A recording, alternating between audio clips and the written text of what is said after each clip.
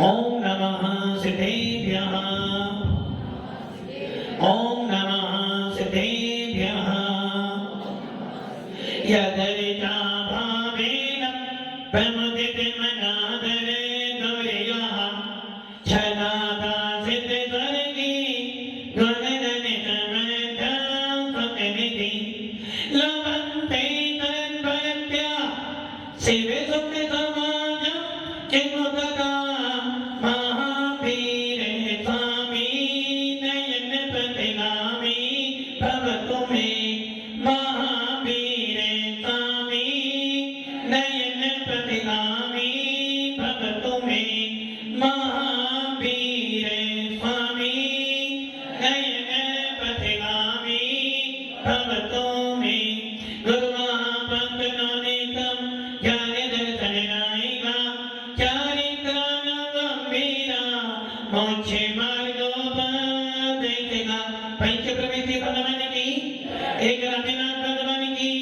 अंतिम सतपति भगवान महावीर स्वामी की आचार्य श्री कुंद भगवत की आचार्य श्री उमा स्वामी भगवत की आचार्य श्री विमल सागर जी महाराज की आचार्य गुरुदेव सन्मति सागर जी महाराज की ठीक हम 9 करोड़ मणिराजों की द्वादशांजलि माता की बोले वात्सल्य मूर्ति दिव्य तपस्वी आध्यात्मियों की राष्ट्र संत आचार्य 108 श्री सुंदर सागर जी गुरुदेव की गुरुदेव की गुरुदेव की भव्य आत्मा पंचम काल और पंचम काल में भी सच्चा धर्म पंचम काल जिस काल में आपके पास में मोक्ष मार्ग के नेता तो हैं, किंतु जिस काल में आपके पास में तीर्थंकर केवली सुध केवली आपके पास में ना मिलते हैं उसे कहते हैं पंचम काल। भगवान महावीर ने इसी पंचम काल में आपको लिए उपदेश छोड़ गए। भगवान महावीर जब पैदा हुए थे या हम ये सोच लें तीर्थंकर जब जब पैदा होते हैं तो चतुर काल आता है, तीर्थंकर जब जब उत्पन्न होते हैं तो चतुर काल आता और जिस काल के अंदर मात्र जिन शासन होता है। ऐसे भगवान महावीर ने भी अवतार लिया और भगवान महावीर ने मात्र कितनी उम्र थी भगवान महावीर की? ओनली 72 वर्ष की आयु। कौन से काल में हुए? कौन से काल में हुए? चतुर्थ काल में, जिस काल में एक पूर्ण कोटि की आयु पाई जाती है। और अभी हम काल की गणना लगाएं, आपके इस जैन शासन के अनुसार 2 प्रकार के काल होते हैं, एक उस सर्पणी काल और एक अवसर्पणी काल। उक्त सर्पणी काल का मतलब क्या था? जिसमें देखो पंकज जी कह रहे हैं जिसमें वृद्धि होती, किसकी वृद्धि होती है? आयु बढ़ती है, धन बढ़ता है, परिवार बढ़ता है, सुख बढ़ता है, वैभव बढ़ता है, सही है ना? ये पनती ये पाठ को आपने अनादिकाल से पढ़ा है और इसको जानते भी हो। जब बैलेंस शीट बनाते हो तो उस बैलेंस शीट में यही तो हिसाब देते हो, कितना आया और कितना गया, कितना बचा, उसको कहते हैं balance sheet. Balance sheet, balance क्या बचा? उसी प्रकार जैन शासन में 2 प्रकार का काल है, उस सर्पणी और अवसर्पणी काल।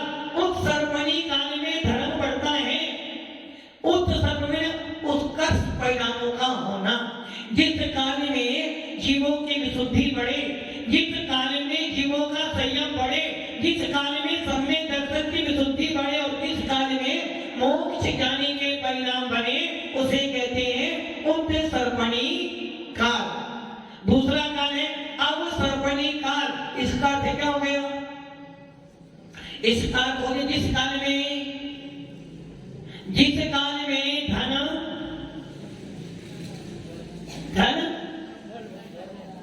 धन घटे क्या बढ़े? बता, आप क्या चाहते हो? आप यही चाहते हो धन को बढ़े किंतु धर्म घटे।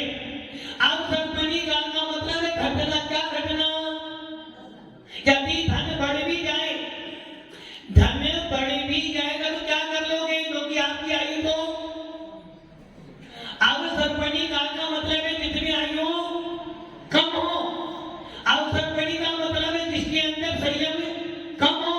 जिस काल में जिन धर्म के प्रति आस्था गिरती है उसे कहते हैं अवसर्पणी काल, अर्थात जिसमें आपकी विशुद्धि घटे, जिसमें मोक्ष मार्ग के नेताओं की विशुद्धि घटे, जिसमें संयम देने वाले कम मिले, जिसमें हर चीज घटती जाए, उसे कहते हैं अवसर्पणी काल। अभी धन बढ़ भी जाएगा, आयु तो कितनी है, आयु तो आपकी कम ही हो रही है, तो धन बढ़ा के कर क्या लोगे? धन तुम्हारे साथ में जाने वाला नहीं और उसे हमेशा तुम रख नहीं सकते, तो आपकी जब आयु ही नहीं है तो क्या कर लोगे धन बढ़ाकर? अवसर्पणी काल का मतलब है जिसमें हर पल आपकी विशुद्धि घटे, जिसमें आयु घटे, वैभव घटे, धर्म घटे, उसे कहते हैं अवसर्पणी काल। और इन दोनों कालों के ऊपर एक काल और आता है जिस काल में आप जी रहे हो। अवसर्पणी काल आ गया, उत्सर्पणी काल आ गया, ये तो ठीक है। उत्सर्पणी अवसर्पणी काल तो मान ले ठीक है, किंतु एक काल ऐसा आता है जिस काल के अंदर आपके परिणाम धर्म करने के बनते ही नहीं, और उस काल को कहते हैं होंडा अवसर्पणी काल। कौन सा नाम है? होंडा अवसर्पणी काल। और इस काल का प्रभाव क्या पड़ता है? ये काल का बताएं, असंख्यात, कितनी, जिनकी कोई गिनती नहीं, ऐसे असंख्यात उत्सर्पणी अवसर्पणी बीत जाने के बाद एक आता है होंडा अवसर्पणी काल। और इस काल का प्रभाव क्या है? घर घर में रावण, घर घर में कंस पैदा हो जाता है। इस काल का प्रभाव है कि एक छत के नीचे चार भाई रहते हैं तो चारों के मत अलग अलग होंगे। एक समाज में 100 घर है, 100 घरों की बुद्धि अलग अलग होगी। एक घर में यदि 10 कमाते हैं तो एक का भी पेट, क्यों? क्योंकि इस काल में होंडा अवसर्पणी काल में एक दूसरे के प्रति इतनी कसाएं बढ़ जाती हैं कि हम उसे देखने के लिए भी राजी। यदि सामने वाले भाई के पास में धन बढ़ गया तो छोटे वाले भाई को आकुलता, जब छोटे वाले के पास बढ़ गया तो बड़े वाले के पास में आकुलता। इसे कहते होंडा अवसर्पणी काल। मेरी सत्ता हो, सामने वाले को किस प्रकार हटाकर अपनी सत्ता स्थापित करूं, इसका नाम है होंडा अवसर्पणी काल। और इस काल में क्या होता है? जो अभी तक नहीं हुआ था वो हो जाना। उदाहरण आपके सामने है। होंडा अवसर्पणी काल का सबसे पहला प्रभाव ये रहा कि तीर्थंकर कैसे होते हैं? तीर्थंकर सारे के सारे विवाह करते हैं। जैन शासन में जितने भी तीर्थंकर आते हैं वो क्या करते हैं? विवाह करते हैं। क्यों करते हैं? क्यों करते हैं? क्योंकि 4 प्रकार का पुरुषार्थ बताया। पहला पुरुषार्थ कौन सा है? पहला पुरुषार्थ कौन सा है? आध्या काम।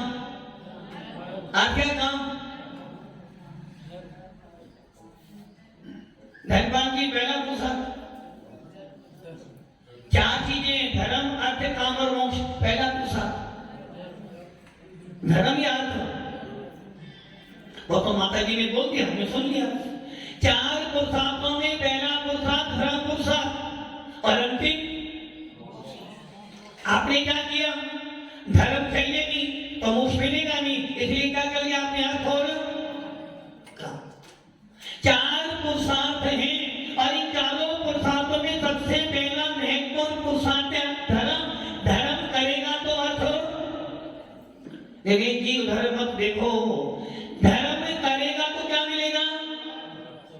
क्या मिलेगा? धर्म करेगा तो अर्थ मिलेगा। दुनिया सोचती है कि धन कमाओ, धन कमाओ, धन कमाओ, धन से धर्म मिलेगा, किंतु भगवान की वाणी है धन से कभी धर्म मिलने वाला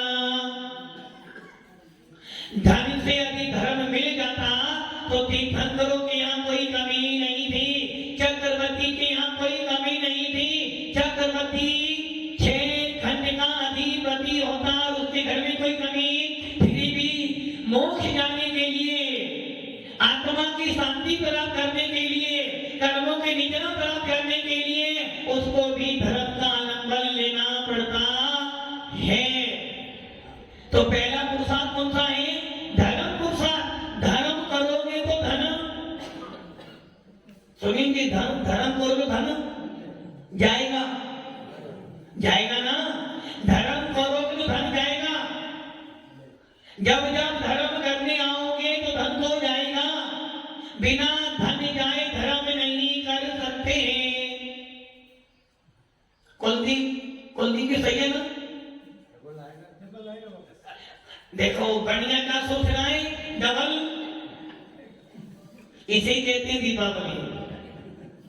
धर्म करोगे तो धन जाएगा। यदि आपको किसी मंदिर का निर्माण करना, धर्म करना, तो धन तो चाहिए।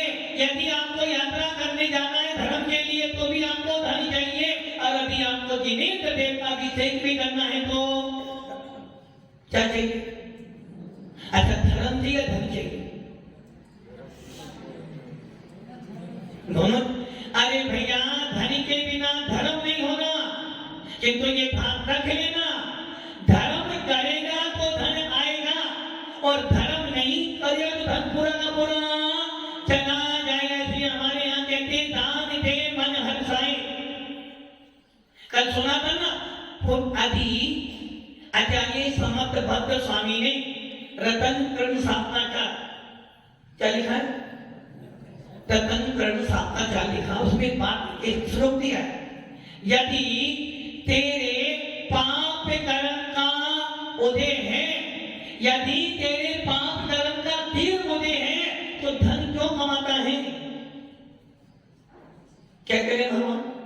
आचार्य समर्थ भद्र स्वामी नाम सुना है ना, जिनकी श्रद्धा से पिंडी के अंदर भी भगवान पैदा हो गए थे।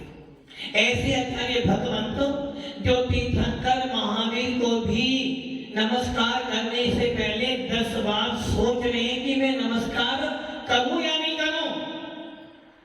ऐसे आचार्य भगवंत जो समुद्र में जाने के बाद भी सोच रहे तीर्थंकर को नमस्कार करूं नहीं करूं, जो कि हमारा भगवान कैसा होता है जिनके ऊपर क्या? उमंग भैया जी, भगवान के ऊपर क्या होता है? कितने चक्र? 3 चक्र। आचार्य समर्थ स्वामी कह रहे हैं भगवान को देखो, सबसे पहले क्या देखना? भगवान के ऊपर 3 चक्र होने के। आगे बाजू कितने चलो? 64 संकर होने के। पीछे एक भामंडल, जिसके ऊपर 3 छत्र हो, पीछे भामंडल हो, छोटा चमर हो, क्या करना चाहिए उनके लिए? उनके लिए क्या करना चाहिए? धनपाल जी क्या करना चाहिए? नमस्कार करना चाहिए ना। बस आचार्य समर्थ भट्ट स्वामी कह रहे हैं बस तूने सबसे बड़ी गलती कर ली। भगवान के ऊपर 3 छत्र, 64 चमर और भामंडल है, ये तो कोई भी विद्या से उत्पन्न कर लेगा। राजा के ऊपर भी छत्र चमर होते हैं, किंतु भव्य आत्माओं समर्थ भट्ट स्वामी कह रहे मैं ऐसे भगवान को नहीं मानता, मैं ऐसे भगवान को नहीं मानता जिनके ऊपर 3 छत्र, 64 चमर और भामंडल लगाओ, क्योंकि ये तो विद्याओं से कोई भी प्राप्त कर लेगा। और किया भी था, जब रेवती रानी की परीक्षा करने के लिए वो क्षुल्लक विद्याधर आया था, उस समय क्षुल्लक जी ने विशाल समोसा लगाया था, किंतु रेवती रानी नहीं गई। क्यों नहीं गई राजू भैया? क्यों नहीं गई? तो मैंने कम 16-25 होती, क्यों नहीं गई वो गई क्यों नहीं? और आप होते तो अभी ये छोड़ो, अभी बागेश्वर गांव तो सबसे पहले वहीं पहुंच जाओगे। तो रेवती रानी क्यों नहीं गई?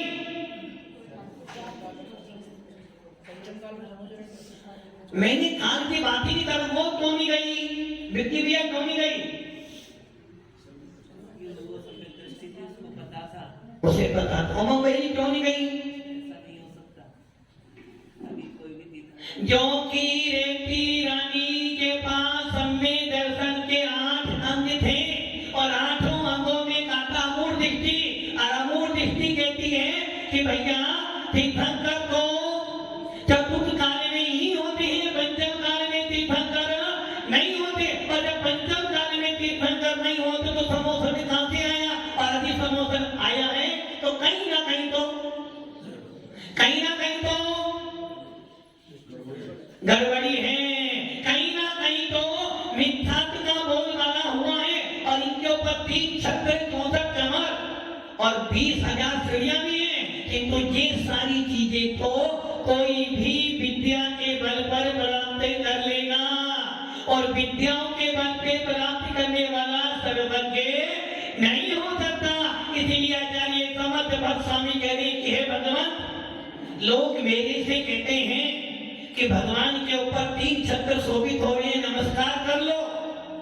भक्तांबर जब पढ़ते हो उसमें आता ना 3 छत्र वाला आता ना, छत्र पे 3 छत्र शोभित हो रहे हैं। क्यों छत्र? चमर भगवान के ऊपर ढूंढ रही हो। महामंडल, जिस महामंडल में तुम्हारा भूत, हाँ राजवन जी, महामंडल किसे कहते हैं? जिसमें तुम्हारा, जिसमें आपका मोबाइल जब उठाते हो, मोबाइल तो भी क्या दिखता है? सामने वाले का फोटो भी दिखता है ना, फोटो भी। ऐसा मोबाइल भी है ना कि तुम जिससे बात करो तो फोटो भी सामने। तो वो भावमंडल में क्या आ रहा है? भावमंडल के अंदर तुम्हारा भूत भी दिख रहा है, वर्तमान भी दिख रहा और भविष्य भी। महामंडल में 7 भव दिखाई देते हैं। कितने? 3 भूत के, 3 भविष्य के और 1 वर्तमान। अब मान लो ऐसा कोई महामंडल तुम्हारे बीच में यहां पर आ जाए, वो क्या करोगे? जाओगे ना? जाओगे ना? मेरा भविष्य क्या होगा? जानकारी करोगे। किंतु आचार्य समर्थ भक्त स्वामी कह रहे कि हे भगवंत, मानता हूं 3 छत्र हैं, 64 कमर है, महामंडल है, किंतु फिर भी नमस्कार तो इन चीजों के लिए नमस्कार नहीं करूंगा, क्योंकि ये तो माया से कोई भी ले लेगा। मैं नमस्कार क्यों करूंगा? मोक्ष मार्ग से नेतारम भेतारम गर्भूपता ज्ञातारम विद तत्वानाम वंदे तद्गुण। हे भगवंत, नमस्कार तो करूंगा, किंतु समोसरण में 3 छत्र भामंडल 64 चमक तुम्हारे पास में, इसलिए नमस्कार नहीं करना। मैं तो नमस्कार कर रहा हूं कि तुमने सर्वज्ञ पना प्राप्त किया है, आप पूर्ण भी की हो और हितोपदेशी हो। इसलिए आप पढ़ते हो ना, जिसमें राग देश कामादित गीते सब जग। हे भगवान, हमारा जैन शासन नमस्कार को करता है, किंतु मायाचारी से नमस्कार नहीं करता। हमारा जैन शासन एक समय दृष्टि की, जब भी भगवान को नमस्कार करेगा तो उनके गुणों के लिए नमस्कार करता है। और वो गुण कौन से हैं? सर्वज्ञ बना, हितोपदेशी बना और वीतरागता। क्योंकि ये गुण जिसमें होते हैं उसे भगवान कहते हैं, और जो भगवान होता है, जो अरिहंत परमेष्टि होते हैं, उनका गुण स्थान 13वां ज्योतिमा होता है, और जिनका गुण स्थान 13वां ज्योतिमा होता है उनका समोसन लगता है। और जब समोसन लगता है तो आग प्रतिहार होते हैं। इसलिए भगवान, मैंने समोसन को नमस्कार नहीं किया। आप जब मंदिर में जाते हो सबसे पहले किसको नमस्कार करते हो?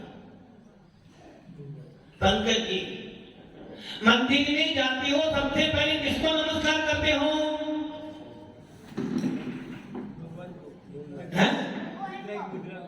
भगवान को। कीर्ति जी, आप गांधी मंदिर, कीर्ति जी गांधी मंदिर, सबसे पहले किसको नमस्कार करते हो? भगवान का। हाँ भैया, पहले किसको नमस्कार करते हो?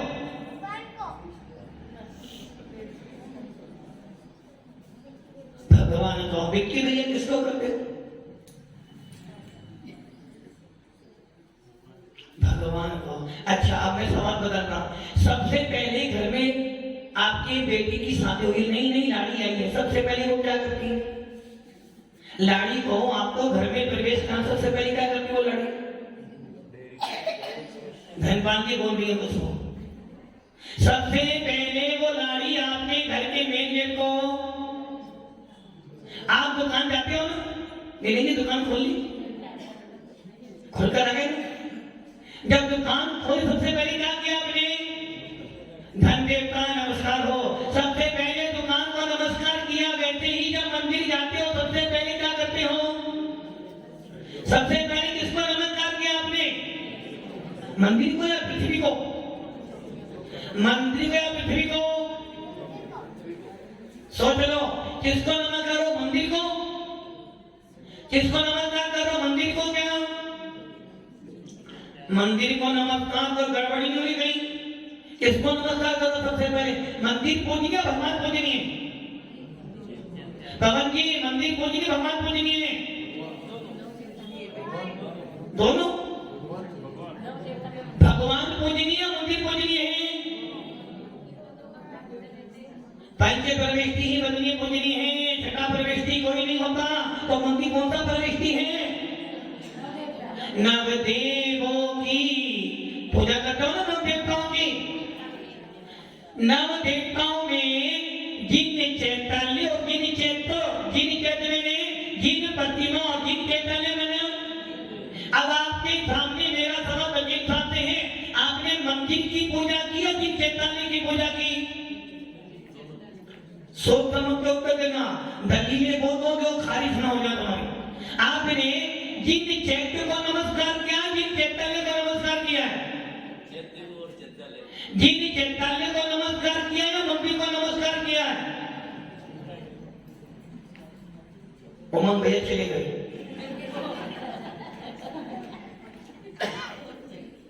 जिन चैतन्य को नमस्कार किया है, मंदिर को नमस्कार किया आपने? जिन चैतन्य को नमस्कार किया, मंदिर को नमस्कार किया है? राजू जी चैतन्य, मैंने पूछा जिन चैतन्य मंदिर, सोचो गए बहुत अच्छी तरह से। पंकज जी मंदिर को नहीं किया? अरे भैया जिन चैतन्य कहने का विरोधन समझ लो, मंदिर में और जिन चैतन्य में बहुत बड़ा अंतर है, धरती आसमान का अंतर है। मंदिर तो सरागियों के भी होते हैं, मंदिर तो मिथ्या दृष्टियों के भी होते हैं, और मंदिर तो लाल पीले पत्थर वालों के भी। मंदिर को नमस्कार नहीं किया है, किंतु जिन चैतन्य को नमस्कार किया। विशेषण का जिन मतलब सर्वज्ञ हितोपदेशी और वीतरागी। जिन मतलब वीतराग मुद्रा को धारण करने वाला भगवान। जिन का मतलब हो गया सम्य दृष्टि जीव, और जिन का मतलब हो गया 13वें 14वें गुणस्थानवर्ती महामुनिनाथ, जिनकी चर्चा आचार्य उमा स्वामी ने 9वें अध्याय में की है। पुला वकुश कुशील निर्गम को स्नातक, 12वें गुणस्थानवर्ती मुनिराजों को निर्गम कहते हैं, और 13वें 14वें वाले को स्नातक कहते हैं। ऐसे जिन विशेषण दिया नव देवताओं की सदा जो भक्ति और क्या करे, हाँ रिद्धि आदि में सब रिद्धि मिल जाएगी। इसका मतलब क्या है? मंदिर पूजनीय नहीं है, मंदिर तो बना दिया, किंतु मंदिर में जब तक जिनेन्द्र देवी विराजमान नहीं है, वो जिन चैतन्य बनने वाला नहीं है। पत्थर तो लिया है, पत्थर की पूजा करते हो या भगवान की पूजा करते हो? पत्थर क्या भगवान की? जयपुर से भगवान आए हो, पूजा में नहीं पहले उनको? अरे भैया भगवान की पूजा है, पत्थर की पूजा नहीं की। तो जिस पत्थर से भगवान बनाया जाता है उसका भी सम्मान तो करते हैं। उसी प्रकार मंदिर और जिन चैतन्य में बहुत बड़ा अंतर है। जिन चैतन्य का मतलब हो गया वीतराग सर्वज्ञ हितोपदेशी का आलेखर, इसलिए होता है, इसलिए आचार्य कह रहे हैं कि हे भगवान समोसरण तुम्हारा समोसरण आया है, बंदनीय नहीं है, किंतु जब समोसरण के अंदर आप विराजमान हो जाते हो तो वही समोसरण जिन चट्टाने बन जाता है और उसी समोसरण में लाखों जीव भेद विज्ञान को प्राप्त कर लेते हैं। आपके बोटिंग के अंदर महाराज बैठे हैं और महाराज जब तक बैठे हैं तब तक आपका बोटिंग आने में आनंद, और महाराज चले जाए तो क्या नहीं, बोटिंग में तो आओगे, खाना पीना होगा तो आओगे, अभी कोई खाना पीना होगा आओगे भाई, किंतु भाव कैसे होंगे, विषय कसाएंगे। और जब तक मुनिराज बैठे हैं यही बोटिंग आपके लिए तीर्थ जैसा लगता है, क्योंकि जहाँ पर दिगंबर गुरुओं का समागम होता है, जहाँ पर पंच प्रविष्टि विराजमान होते हैं, वो क्षेत्र भी अपने आप तीर्थ बन जाता है। इसीलिए भगवान कह रहे हैं, आचार्य समर्थ भक्त कह रहे भगवान समोसण तो नकली भी हो सकता है, भामंडल नकली भी हो सकता है, और हो सकता है कोई मायाचारी कर समोसण में विराजमान भी हो जाए। इसलिए हमारे जैन शासन के महान आचार्य पूज्य पाद स्वामी कहते हैं सर्वज्ञ कौन, अंजन सिद्ध, अंजन लगाकर आदर्श हो जाते हैं, रिद्धि प्राप्त कर भी दिखाई नहीं देते, और ऐसे ऐसे जीव भी हैं जो विद्याओं के बल पर आकाश में खड़े भी हो जाएं, किंतु उनको हमारा नमस्कार नहीं। नमस्कार किनको है, जिन्होंने ज्ञानावृत्ति, दर्शनावृत्ति, मोहिनी और अंतराय इन चार खाद्य कर्मों का विनाश कर जिन्होंने अनंत चतुष्टय की प्राप्ति की है, जिन्होंने केवल ज्ञान को प्राप्त किया है, जिन्होंने केवल दर्शन को प्राप्त किया, जिन्होंने आत्मीय सुख को प्राप्त कर लिया है, ऐसे सर्वज्ञ भगवान को हमारा नमस्कार हो। इसलिए जिन चैतन्य विशेषण क्या दिया है, जिन चैतन्य। आप अपने नाम के पीछे क्या लिखते हो, पवन कुमार जी गोवाड़िया, जैन नहीं है, कीर्ति शाह, कीर्ति हीराचंदी शाह, कीर्ति पंकज गुलाब संगी शाह, कौन नहीं, महाराज तो जैन ही नहीं है। हाँ, कुलदीप कुमार जी, गुलाब चंद जी शाह, राजमल जी शाह, वकील साहब जी नहीं, कौन जैन, विजय कुमार जैन, कौन से जैन, कहाँ दिगंबर जैन। देखो कोटि भी प्रमाण मानती है, प्रत्यक्ष प्रमाण आपके रहे दिगंबर जैन, कहाँ से दिगंबर जैन भैया, तो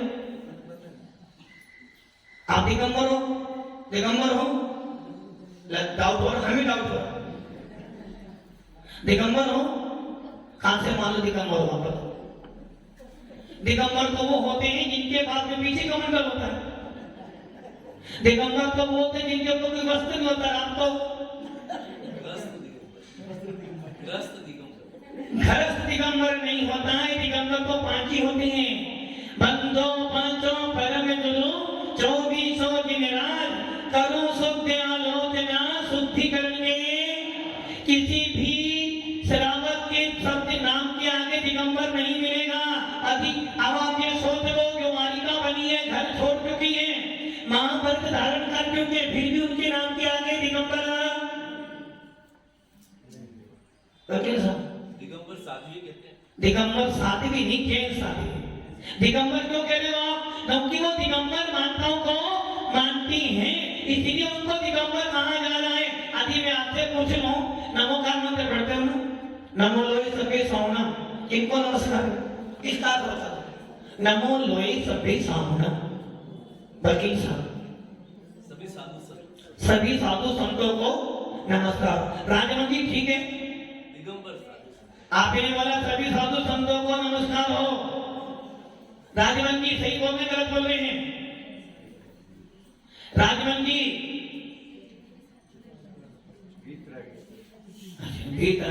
हाँ, धन्यवाद जी, नमो लोई सबे सावना का अर्थ क्या हो गया,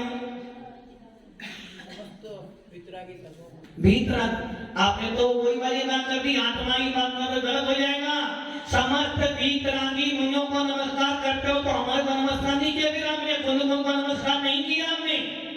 समस्त वीतरागी साधुओं को नमस्कार को कुंदकों स्वामी वीतरागी नहीं थे, भद्रवाह स्वामी वीतरागी नहीं थे, क्योंकि वीतरागी संख्या शुरू होती 11वें गुलिस्तान से। जब गुलिस्तान पढ़े थे आपने, 11वें गुलिस्तान का नाम क्या था? छदमस्त वीतराग उपशांतमो, छदमस्त वीतराग क्षीणमो। वीतराग विशेषण शुरू होता है जब मोहिनी गर्भ का विनाश हो जाए। वीतराग विशेषण मिलता है जहां आपने मोहिनी गर्भ का दर्शन मोहिनी और चारित मोहिनी का पूरा विनाश कर दो, जब वीतराग संज्ञा प्राप्त होती है। और ऐसा हमारे आचार्य पुष्पदंत भूतबली धवला पुस्तक में कहते हैं, वीतराग विशेषण शुरू होता है 11वें गुलिस्तान से। ऐसा आचार्य निमिचंद सिद्धांत चक्रवर्ती देव कहते हैं। तो फिर हम सबका नंबर कहां जाएगा? नमो लोए सर्वे सौनम, कीर्ति जी किनको नमस्कार किया गया? नमो लोए सर्वे सौनम।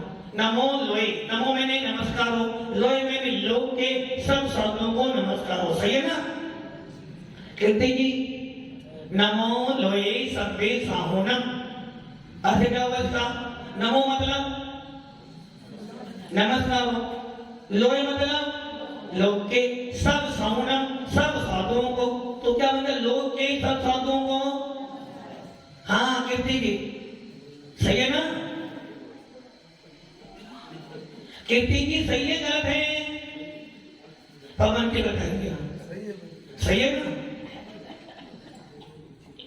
सही नहीं है, गाली भी सही नहीं है। फिर नमो लोए सर्वे सब, लोक के सब साधुओं को। इसमें ये तो आनी जैन अजैन ये तो ही नहीं, लोक के सब साधुओं को। सही है ना उत्तर? एकदम गलत उत्तर है होगा। नमो लोए सर्वे साधुनम, ये किसका पद है? नमोकार मंत्र का अंतिम पद है। और नमोकार मंत्र कहाँ बोला जाता है? किस धर्म में बोला जाता है? भीतर शासन में बोला जाता है। किसी भी धर्म में नमोकार नहीं मिला। गायत्री मंत्र हो सकता है, अन्य अन्य मंत्र हो सकते हैं, किंतु नमोकार मंत्र किसको मिला है? किनको? वीतरा शासन को मानने वाले अनुयायियों को नमोकार मंत्र मिला है। और इस नमोकार मंत्र में मात्र दिगंबर साधुओं को नमस्कार किया गया है। और दिगंबर साधु कौन से धर्म में मिलते हैं? वीतराग शासन में मिलते हैं। इसलिए नमो लोए सर्वे साहुनम, 84 लाख महामंत्रों का अधिराजा कभी कोई एक नमोकार मंत्र, इसको जैन मंत्र बोलते। जैन मंत्र कौन सा मंत्र? किसको मिला है? किसको मिला है? जैन शासन को मिला है। जैन शासन में जो जो सबको नमोकार मंत्र मिला है। और जो नमोकार मंत्र बोलता है समझ लेना, 84 लाख मंत्र एक तरफ, नमोकार मंत्र अपराजित मंत्र, जिसको कोई पराजित नहीं कर सकता है। अनादि निधन मंत्र कौन सा मंत्र है? सुनील जी कौन सा मंत्र है? अनादि निधन मंत्र। कौन सा मंत्र? कौन सा मंत्र? कौन सा? नमोकार मंत्र। कैसा मंत्र है वो? अनादि निधन। अनादि निधन क्यों है? सुनील जी तोड़ी नहीं है, अब तोड़ में जाकर अरे इसलिए अनादि निधन, इसलिए पंच परमेश्वरों को नमस्कार किया गया। और पंच परमेश्वरी अनादि काल से है, अनंत काल तक रहेंगे। आज भी आपके पास में पांचों परमेश्वरी हैं। विदेश क्षेत्र में आज भी समोसन लगा हुआ है। आज भी 107 विदेश क्षेत्रों में, इस मध्य लोक में, जम्मू द्वीप में कितने भरत है? मध्य लोक में, मध्य लोक में कितने भरत है? पवन जी बताएंगे। पवन जी मध्य लोक 2.5 द्वीप में कितने भरत क्षेत्र है? पवन जी कौन करा? 5 प्रवेशी होते हैं। मध्य लोक में 2.5 द्वीप में कितने भरत क्षेत्र हैं? 5। एक जम्मू द्वीप का, 2 धात्री खंड के और 2 पुष्करांत के। और इन 5 भरत क्षेत्रों में, और उसमें विधेय कितने? विधेय भी 5 हैं। और एक एक विधेय में 32 32 है, 160 नगरी एक जम्मू तीर्थों मंदिर, तो वहां पर कम से कम कितने तीर्थंकर विदेश क्षेत्र में विद्यमान? 20 तीर्थंकर तो आज भी विद्यमान है 2.5 द्वीप के अंदर। इसका मतलब क्या है कि 2.5 द्वीप में आज भी 5 परमेष्ठी सिद्ध भगवान सिद्धालय में अनंत सिद्ध आचार्य उपाध्याय आज भी विराजमान हैं। इसलिए हमारा नमोकार मंत्र कहता है अनादि निधन। अनादि निधन के मतलब कि जिन शासन कहता है अनादि निधन, अनादि से अनंत, क्योंकि पंच परमेष्ठी अनादि से है अनंत तक। इसलिए इसे अनादि निधन मंत्र किसको मिला है? जिन शासन को मिला है। इसलिए भव्य आत्माओं नमो लोई सबे सावने में मात्र इस लोक के दिगंबर मुनियों को नमस्कार किया गया है। भव्य आत्माओं जिन शासन मिला है धर्म, अर्थ, काम और मोक्ष। धर्म करोगे अर्थ मिलेगा, धर्म करोगे काम मिलेगा, धर्म करोगे मोक्ष मिलेगा, और मोक्ष जिसको मिलेगा वो ही संवेदिष्टि जीव होगा। इसलिए अपनी श्रद्धा धर्म में लगाओ और अपना मोक्ष मार्ग सद करो।